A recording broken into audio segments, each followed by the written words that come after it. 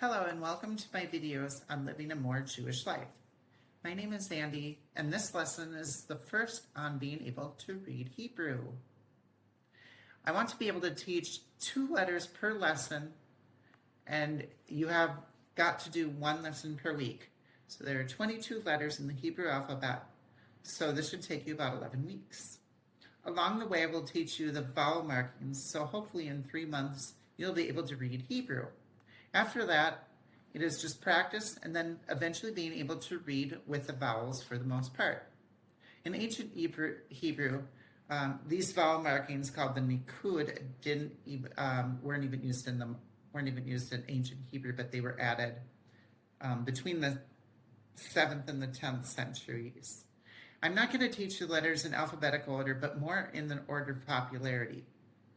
And so with that, the first letter I'm going to teach you is Resh. It has a sound closest to the letter R. It looks like this. It was originally a pictogram of a head, as the word Rosh means head. On the upper right, you will notice that the letter curves down or is rounded. So remember that rounded represents Resh. The next letter I'm going to teach you is the Bet. This is the second letter in the Alefbet. It has a sound that is closest to a B and in some circumstances a V, depending on its usage. When reading Hebrew with the markings on them, the B sound will have a dot in the middle of it, like this. Think of it as a bead, and then you pronounce it with a B sound. If it is lacking that dot, pronounce it with a V sound, as in Victor, violin. Bet came from the word house, bait, and at one time the letter looked like a house. Bet can look like other letters, but notice that it has a flat base on the bottom. So think base on the bottom, then it's a good bet that it's a bet.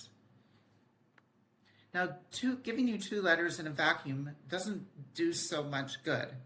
So I want to teach you some words that you can make with these. When you put the Resh and the Bet together, you get Rav, which can mean rabbi. The root word Rav can mean greatness, many, multitude. So rabbi literally means my great one. Or if you think they have a lot of knowledge, they have a multitude of knowledge, my person of many, I guess. If you flip the letters around, you get the word bar, as in bar mitzvah, which I think most people have heard of.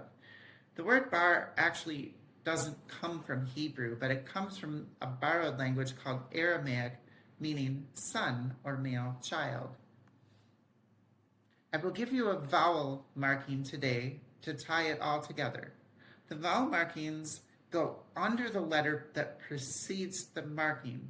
So you will see in this example, it's going to go under the Resh for Rav, and so then it's Resh, Bet, so you'd say Rav, so you'd go Resh, Bet, Va. So we say the Resh, then the and then the Bet as the V sound, since it does not have the bead in the middle of it. So over the next week, try looking through writings in Hebrew and find the Reshes and the Bets and the Ahs as well. See if you can see where the Resh and Bet are in words and might be indicating greatness or indicating a multitude. I'll give you a hint. For those of you that are religious, take a look at the Amidah, the standing prayer that we say 3 times a day, and in there you will find many Ravs, Resh, Vav.